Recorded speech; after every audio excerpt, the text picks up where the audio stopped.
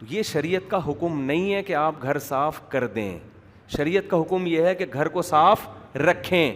میں اپنے شیخ حضرت مفتی رشید احمد صاحب کا آپ کو ایک واقعہ سناتا ہوں, اس سے آپ کو سمجھ میں آئے گا. ہم جب ہمارے حضرت کے گھر کی زیارت کے لیے جاتے تھے نا, کبھی کبھار حضرت کے گھر میں جاتے تھے, ہم بلا لیتے تھے, تو ایسی صفائی نظر آتی تھی کہ آپ کی سوچ.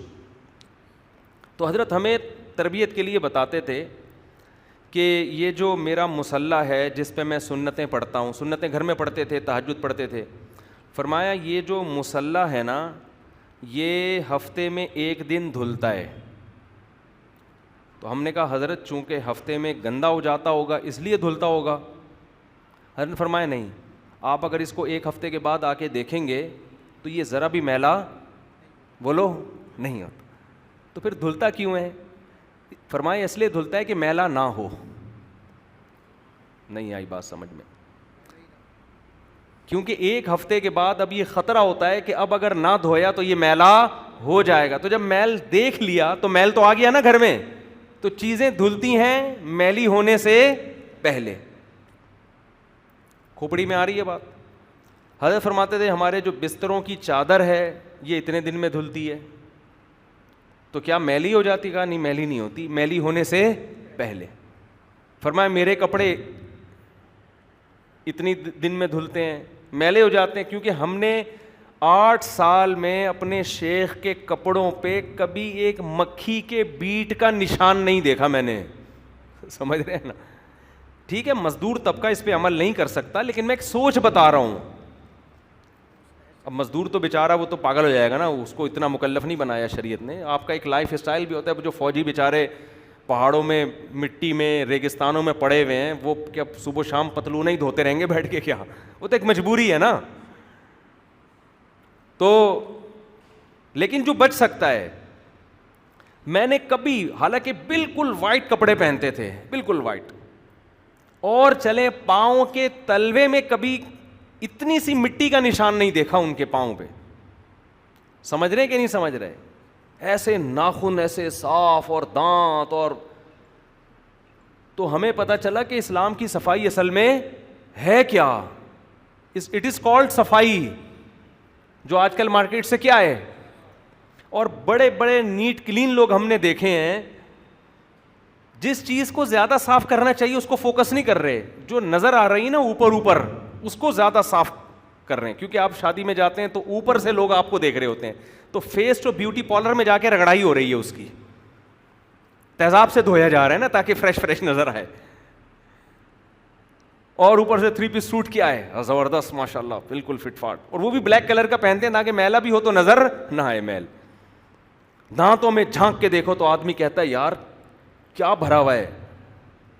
تو یہ شو بازی والی صفائی ہے, یہ حقیقی صفائی نہیں ہے. تو خیر بات میں یہاں سے لے کے چل رہا تھا کہ دیکھو مسکرا کے بات کرنا اگر صدقہ ہے تو میلے دانت دکھانا جرم بھی ہے یا نہیں ہے؟ جرم بھی ہے یہ میلے دانت دکھانا. اور خاص طور پر کچھ چیزیں شیئر کرنے کی نہیں ہوتی, لیکن اگر وہ ہم نہ بتائیں تو لوگوں کی اصلاح کیسے ہوگی. بعض خواتین کو اپنے شوہروں کے گندے سڑے ہوئے دانتوں سے اتنی اذیت ہوتی ہے وہ بیچاری شوہر کو بتا نہیں سکتی ہیں, کیونکہ میاں بیوی تو کلوز ہوتے ہیں نا ایک دوسرے کے ساتھ. وہ زندگی بھر عذاب میں رہتی ہیں, صبر کرتی ہیں, اس کمبخت سے میری شادی ہو گئی. اسی طرح عورت کا معاملہ ہے. بعض عورتوں کے دانت اتنے غلیظ اتنے گندے ہوتے ہیں کہ اگر شوہر کی وہ تو آج کل سبھی گندے میلے کو چل رہے ہیں نا, آپ کے علاوہ کی بات کر رہا ہوں, تو برداشت کر رہے ہیں کہ تمہارے بھی پیلے میرے بھی پیلے, بدبوئیں ٹرانسفر ہو رہی ہیں تو وہ پلس مائنس ہو کے وہی زیرو آ جاتا ہے حساب. تو یہ اسلام ہے, اسلام ہے یہ. نبی صلی اللہ علیہ وسلم اتنا دانت صاف کر رہے ہیں, اتنا کر رہے ہیں, اتنا کر رہے ہیں, یہاں تک کہ موت کے وقت نبی صلی اللہ علیہ وسلم کا جو آخری عمل تھا وہ کیا تھا؟ دانت صاف کرنا.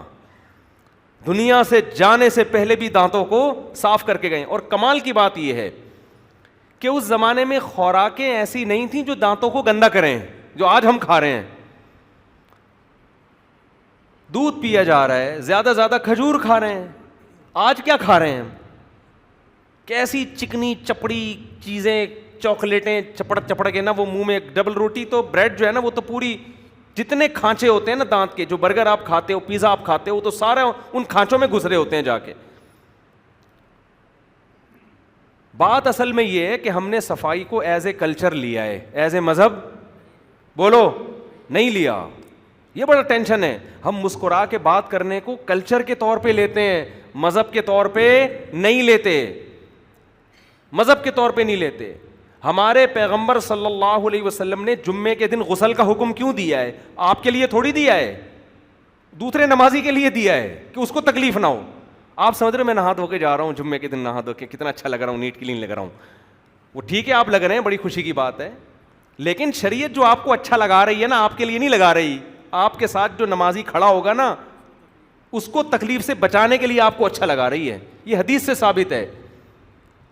صحابی رسول صلی اللہ علیہ وسلم کہتے ہیں، صحیح حدیث ہے کہ نبی نے ہمیں جمعے کے دن غسل کا حکم اس لیے دیا کہ لوگ غسل کے بغیر آتے تھے، پسینے کی بدبو سے ساتھ والے نمازی کو تکلیف ہوتی تھی، اس لیے نبی نے حکم دیا. کراؤڈ ہوتا ہے، مجمع ہوتا ہے، نہا دھو کے آؤ جمعے کے دن. سمجھتے نہیں ہو بات کو، میرا خیال ہے. آج کراؤڈ میں اگر نہا کے جا رہے ہیں تو اس لیے تاکہ میں دیکھنے میں کیا لگوں اچھا. وہ ٹھیک ہے، وہ بھی غلط سوچ نہیں ہے. آپ کیوں برے لگوا رہے ہیں اپنے آپ کو دیکھنے میں؟ اچھے لگیں تو اچھی بات ہے، لیکن آپ کی نیت یہ ہونی چاہیے کہ میں کراؤڈ میں نہا دھو کے اس لیے جا رہا ہوں کہ میری بدبو سے 5-6 آدمی بے ہوش بولو نہ ہو. اس سے بھی بڑھ کر ہمارے یہاں کیا ہو رہا ہے؟ دیکھو، پیغمبر نے کچا پیاز کھانے سے منع نہیں کیا. آپ صلی اللہ علیہ وسلم نے کچا پیاز کھانے سے منع کر کے مسجد میں آنے سے منع کیوں کہ فرشتوں کو تکلیف ہوتی ہے. اور کس کو تکلیف ہوتی ہے؟ آدمیوں. فرشتوں کو بھی بچایا جا رہا ہے تکلیف سے، کہ ایک مخلوق ایسی ہے جو تمہیں نظر نہیں آتی لیکن وہ بھی مخلوق ہے، اس کو بھی اسمیل سے کیا ہوتی ہے؟ اذیت ہوتی ہے. پیاز کھانے سے منع نہیں کیا، جتنا مرضی کھاؤ، ایک اللہ کا حلال رزق ہے، بڑی طاقتور چیز ہے، بہت فائدے ہیں. دوپہر کو اگر پیاز کھایا جائے، کچا پیاز، تو بہت فائدے کی چیز ہے. لیکن کراؤڈ میں جانے سے پہلے ڈکاریں مت. وہاں جا کے ڈکاریں، مولی کے پراٹھے کھا کے مجمع میں بیٹھا ہوا ہے، ڈکاریں لے رہے ہیں وہاں بیٹھ کے. دیکھا ہوگا آپ نے بعض لوگوں کو. مولی کے پراٹھے آپ کھائیں، لیکن جب تک مکمل ہضم نہ ہو جائیں آپ پبلک کے پاس سامنے مت جائیں. وہ بھی غنیمت ہے، ڈکار نکل رہی ہے. باقی زیادہ میں گہرائی میں نہیں جاتا. خیر، تو اب مجھے ایک بات بتاؤ، نبی صلی اللہ علیہ وسلم نے کچا پیاز کھانے سے منع کس کے لیے کیا؟ پبلک کو تکلیف نہ ہو. تو انسان کتنی، اسلام کتنی انسانیت سکھا رہا ہے، ہیومن رائٹس سکھا رہا ہے آپ کو.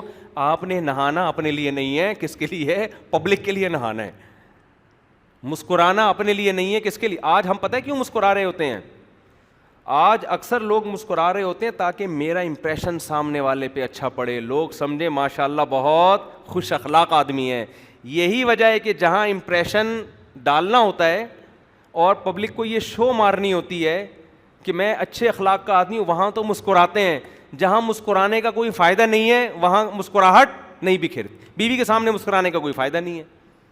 بیوی سے آپ مسکرا کے بات کریں یا نہیں مسکرائیں، وہ جو شادی تو ہو گئی، اب کیا کرنا ہے بھائی مسکرا کے. جو امپریشن ڈالنا تھا پڑ گیا ہے، سیٹنگ ہو گئی. شروع میں تو بہت مسکراتے تھے جب بھی فون آتا تھا، کافی لمبی خیریت کے پروگرام چلتے تھے، کبھی بھی غصہ نہیں آیا. اس نے کتنی الٹی بات کی ہے، غصے کے کڑوے گھونٹ کو اس نے ہمیشہ پیا ہے. کہیں آنٹی کا فون آ گیا، کہیں کسی لڑکی کی مس کال آ گئی، کسی نے کہہ دیا کہ یہ چیئر یہاں سے وہاں کر دیں، کالج میں نا ہوتا ہے آج کل، تو اس نے تو صرف یہ کہا تھا کہ میری کرسی یہاں کر دیں. آپ نے کرسی جو ٹوٹی ہوئی تھی اس میں کیل بھی ٹھوک دیا آپ نے جا کے. اس کی خاطر پتہ نہیں کتنوں کو کوٹ دیا. اب جب وہ قبضے میں آ گئی ہے، آپ کے بیوی بن گئی ہے، اب کہیں بھاگ نہیں سکتی. وہ ظاہر ہے اس سے بچے ہو گئے، وہ کہاں جائے گی. اب چونکہ مسکرا کے بات کرنے میں اب آپ کو اچھا امپریشن ڈالنے کی ضرورت محسوس نہیں ہو رہی. اب یہاں مسکرا کے بات کرنے میں ثواب کے علاوہ کچھ بھی نہیں مل رہا، لہذا یہاں مسکراہٹیں مارکیٹ سے کیا ہو گئیں؟ شارٹ. وہاں بھی اتنا مسکرائیں گے جتنا مجبوری ہو. بعض دفعہ بیوی کا میٹر اتنا گھوما ہوا ہوتا ہے، اگر آپ نے 2-4 اور الٹی باتیں کی تو وہ پھر ایسی الٹی باتیں کرتی ہے آپ افورڈ نہیں کر. وہاں مجبوری میں مسکرا رہا ہوتا ہے، گھر بسانے کے لیے کہ یار برداشت نہیں کر پاؤں گا میں.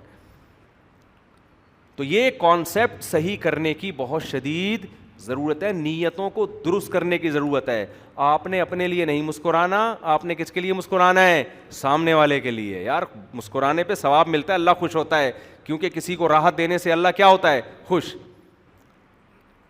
تو میں یہ عرض کر رہا تھا کہ آپ یہ کہیں گے کہ یار ہاں، تو اس میں یہ بھی ہے کہ مسکرائیں بشرطے کے دانت صاف ستھرے ہوں. اگر نہیں ہے تو پھر میرے سامنے کوشش بہرحال کیا کریں کہ نہ مسکرائیں. اچھا ایک مسکرا لیں کوئی, اب ایسا نہ ہو بیچاروں کے دانت گندے تو وہ آ کے کوئی مسکرائے نا, لوگ ڈر بھی جاتے ہیں.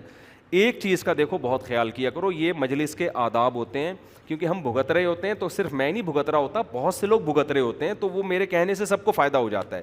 اسلام بار بار خیال کر رہا ہے کہ دوسرے کو تکلیف نہ ہو, مسکرا کے بات کرو, پیاز کھا کے نہ ہو, نہا دھو کے آیا کرو, مجمع میں پسینوں کی بدبو ہے نا پھینکا کرو دوسرے کے اوپر. اس سے صاف پتہ چل رہا ہے کہ اسلام اس بات کا خیال کر رہا ہے کہ آپ کے کسی بھی عمل سے دوسرے کو ذرا سی بھی تکلیف نہ ہو. اس میں اس کا بھی خیال ہے کہ جب کسی سے بات کریں نا تو منہ پیچھے رکھ کے بات کیا کریں, کائنڈلی منہ کیا رکھا کریں تھوڑا سا. بعض لوگ منہ کے اندر گھس رہے ہوتے ہیں بات کرتے ہوئے, اتنی تکلیف ہوتی ہے, ان سے اسمیل بھی آ رہی ہوتی ہے, اسمیل نہیں بھی آئے تو اپنا سانس دوسرے کے منہ میں. دیکھو پیغمبر نے اس سے بھی منع کیا کہ آپ کا اپنا سانس اپنے پیٹ میں جائے. پینے کی چیز کھانے کی چیز میں پھونک مارنے سے منع کیا نا, صحیح حدیث ہے, صحیح حدیث ہے. آپ صلی اللہ علیہ وسلم نے کھانے پینے کی چیزوں میں پھونکنے سے منع کیا ہے. آپ کا اپنا سانس پانی میں جائے پھر وہ آپ کے اپنے پیٹ میں جائے, اس سے نبی نے روکا ہے. تو کسی اور کا سانس آپ کے منہ کے اندر جائے, آپ کے پھیپھڑوں میں جائے, یہ تو کتنی غلط بات ہوگی.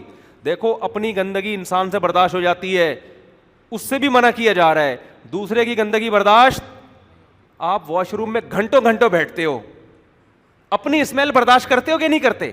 کبھی دیکھا آپ وہاں جا کے بیٹھے اور آپ نے کہا کبھی دیکھا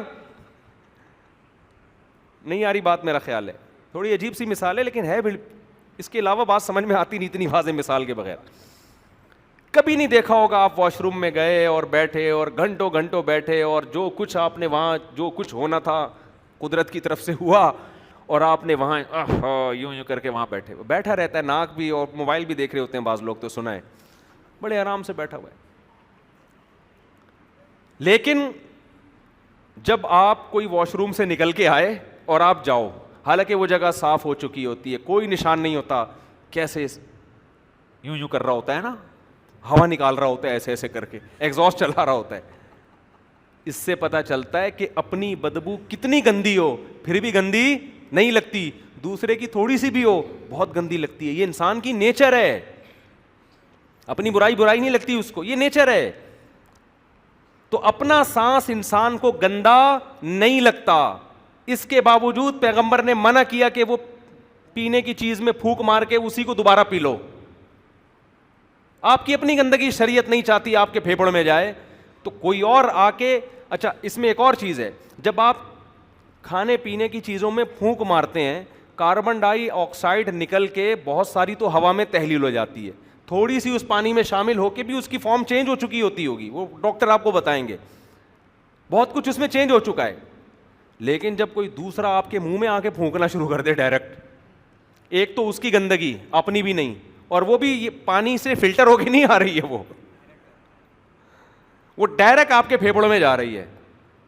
اور یہ میں اس اسمیل کی بات کر رہا ہوں جو اسمیل نہ ہو, یعنی جس میں گندگی نہ ہو. جبکہ بہت سے لوگوں کے منہ میں گٹکے کی بدبو آ رہی ہے, سگریٹ کی بدبو آ رہی ہے, پان کی آ رہی ہے, نسوار کی آ رہی ہے, ان کے اپنے معدے خراب ہوتے ہیں, اس کی الگ اسمیل ہوتی ہے, گھسے جا رہے ہوتے ہیں منہ کے اندر. اب میں یوں منہ کر رہا ہوتا ہوں تو ان کو یہ ہوتا ہے مفتی صاحب تو منہ موڑ رہے ہیں, قرآن کہہ رہا ہے ولا تصعر خدک للناس, اپنے رخسار کو لوگوں سے مت پھیرو, یہ تو تکبر ہے. تو اتنی ٹینشن ہوتی ہے بھائی, آپ جب بھی یہ آداب ہوتے ہیں, تمیز ہوتی ہے, کوئی بات چیت کے اس انسان آئے منہ میں تھوڑا سا فاصلہ رکھ. ہمارے حضرت اس کا بہت خیال کرتے تھے, جب بھی کوئی سامنے آ کے بیٹھتا تھا فرمایا تھوڑا فاصلہ. پھر جب زیادہ تنگ ہو گئے نا, حضرت نے ایک اسٹول سامنے رکھ لیا. لوگ تو تنگ کرتے تھے, جب بھی آتے تھے حضرت کی ناک سے ناک ملا کے کوشش کرتے تھے کہ بات کریں ہم. تو حضرت نے کیا کیا, ایک اسٹول رکھ لیا سامنے, فرمایا جو بھی ملے گا نا ادھر بیٹھے. وہ تو بہت سخت تھے, یعنی اپنے اصولوں پہ نا, ہم تو ایسا نہیں کر سکتے, وہ تو بڑے بڑے بزرگ تھے. تو حضرت نے ایک اسٹول رکھ لیا تھا, وہیں بیٹھ کے بات کرو, زیادہ قریب مت آؤ. تو یہ بھی ایک, جب لوگوں سے ملنا جلنا ہم نے شروع کیا ہے تو ایک چیز لوگوں میں دیکھی ہے کہ آتے ہیں تو بالکل, تو لوگ کیا کرتے ہیں بالکل قریب آ جاتے ہیں. ایسا نہیں ہے, تھوڑا سا فاصلہ رکھ کے بات کریں. اچھا میں پیچھے ہٹ رہا ہوتا ہوں تو اور آ رہے ہوتے ہیں, میں یوں کر رہا ہوتا ہوں تو یوں منہ ادھر کو گھما کے لا رہے ہوتے ہیں, تو یوں پھر آدمی یوں کرتا ہے, ایسے کرتا ہے, نہیں ہوتا. تو اسلام کو صحیح